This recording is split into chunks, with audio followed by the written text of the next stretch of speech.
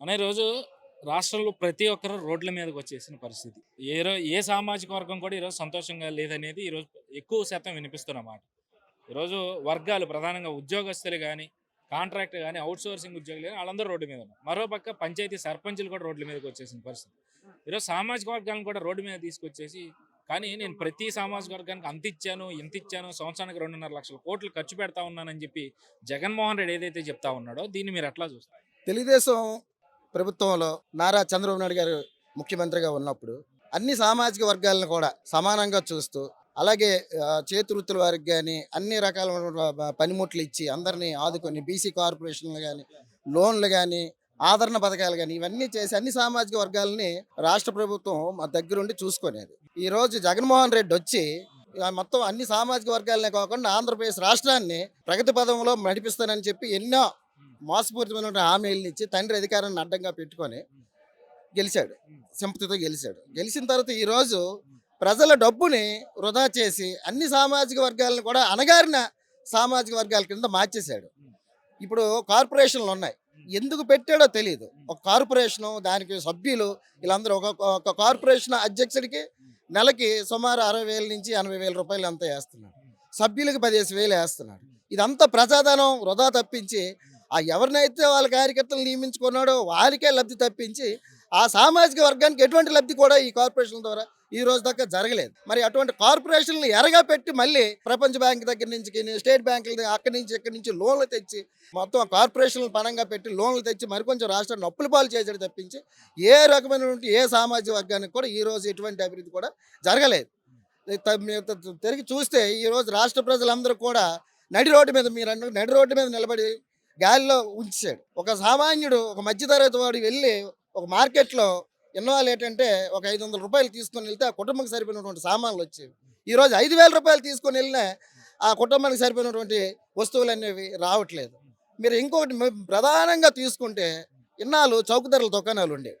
చౌకధరల దుకాణాల్లో పంచదార, కందిపప్పు, రైసు, మొత్తం షుగరు అన్నీ అందేవి. అన్ని రకాలైనటువంటి వస్తువులు అందేవి. తర్వాత ప్రతి ఒక్కరు కూడా చౌకధరల దుకాణం దగ్గరికి వెళ్ళి డిపోలో నిలబడి దగ్గరుండి తెచ్చుకుండేవారు. ఈరోజు ప్రజాధనాన్ని అంతా లూటీ చేసి అప్పులు చేసి ఆ వెహికల్స్ కొన్నాడు.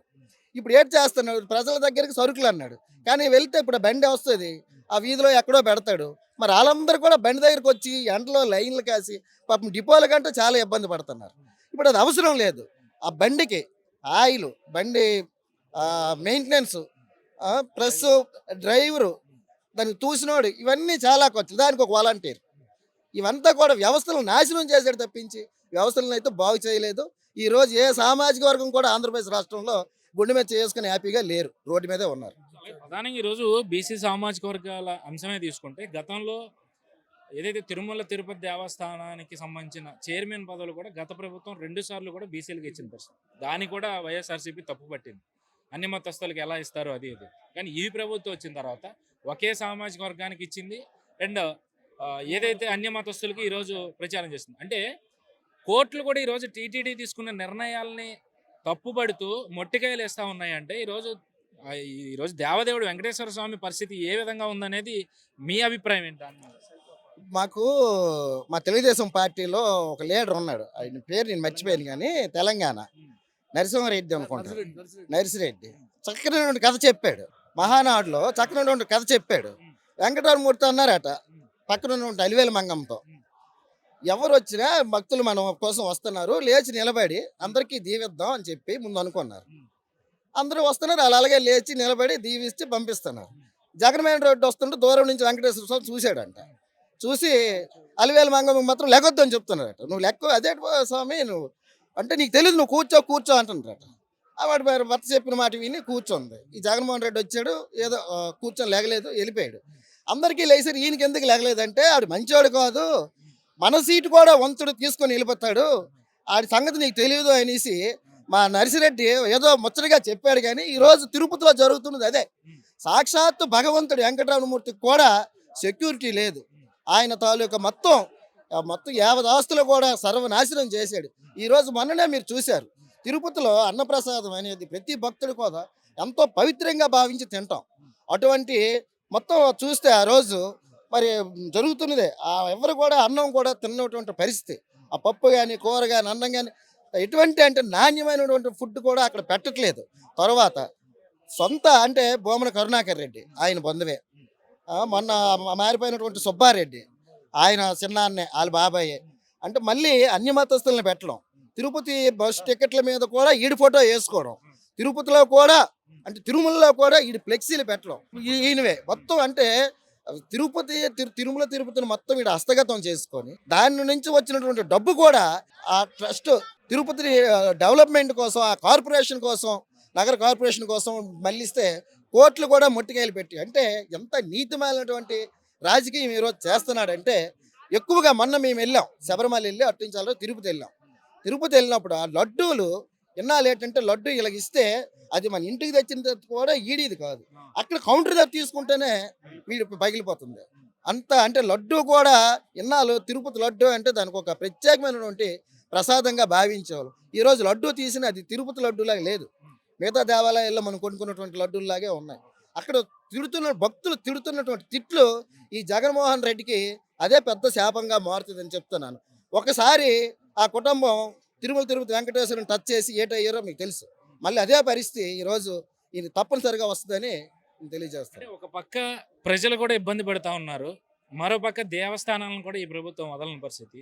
మరి ఏ ధైర్యంతో 175కి 175 అని చెప్పి ప్రచారం చేసుకుంటా ఉన్నారు? అంటే ఈ సైకో ముఖ్యమంత్రికి ఒక గర్వం. రాష్ట్రంలో పరిస్థితి ఎలాగ ఉన్నదని దీనికి తెలియదు.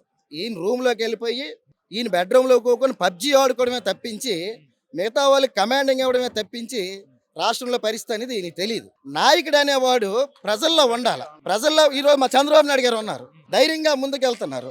లోకేష్ బాబు గారు ఉన్నారు, ధైర్యంగా ముందుకెళ్తున్నారు. కొన్ని లక్షల జనాల్లో ఈయన వెళ్తున్నారు. కానీ ఈ సీఎం వెళ్తే మీరే చూస్తున్నారు, చెట్లు నరికించేస్తాడు, డేరాలు అడ్డు పెట్టుకుంటాడు, సెక్యూరిటీని పెట్టి మరి 175 గెలిచినోడు స్థానాలు గెలిచినోడు ప్రజల్లో ధైర్యంగా ఎందుకు వెళ్ళలేకపోతున్నాడు? ఆయన అన్ని మాయమాటలు. ఈరోజు వాళ్ళు సిట్టింగ్లకే ఈరోజు టికెట్లు లేవు, చాలా మందికి మార్చేస్తున్నాడు. అంటే 170 మార్చేస్తే గెలిచేస్తారు. ముందు ముఖ్యమంత్రి మీద నమ్మకం ఉండాలి, ఆయన మీదే నమ్మకం లేదు. ఇంకా ఎమ్మెల్యేలు ఎలా నమ్ముతారు? తర్వాత ఈయన ఎప్పుడు కూడా సంక్షేమం అనుకుని వెళ్ళాడు కానీ అభివృద్ధి అని మాట ఎత్తలేదు. పల్లెల్లో కానీ పట్టణాల్లో కానీ రోడ్లు సౌకర్యాలు ఇవన్నీ అభివృద్ధి లేకపోతే రేపొద్దు నోట్లు ఎవడేస్తాడు? సంక్షేమ పథకాలు అనేవి ఏ గవర్నమెంట్ వచ్చినా ఇస్తుంది. సంక్షేమంతో పాటు అభివృద్ధి కూడా ఉండాలి. రెండు కళ్ళు అవి, రెండు రథ చక్రాలు అవి. ఆ రెండు లేనప్పుడు నువ్వు అంటే నీ గర్వం డాంబికం తప్పించి 175 సీట్లు అనేవి ఆయనకు రావు. మా అచ్చెన్నాయుడు గారు, మా లోకేష్ బాబు గారు, చంద్రబాబు నాయుడు గారు చెప్పినట్లుగా 160 స్థానాల పైన ఈసారి టీడీపీ కంపల్సరీగా. అంటే జనసేన టీడీపీ అనేది ఒక ప్రభంజనం. అది ఈరోజు పవన్ కళ్యాణ్ అనే పెద్ద ఎసెట్. తెలుగుదేశం పార్టీతో కలవడం అనేది తెలుగుదేశం పార్టీకి చాలా పెద్ద ఎసెట్. ఈ రెండు పార్టీల సంయుక్తంగా ముందుకు వెళ్తున్నారు. చాలా అంటే ఒక విప్లవం లాగా ఉంటుంది రేపు ఎలక్షన్స్ కూడా.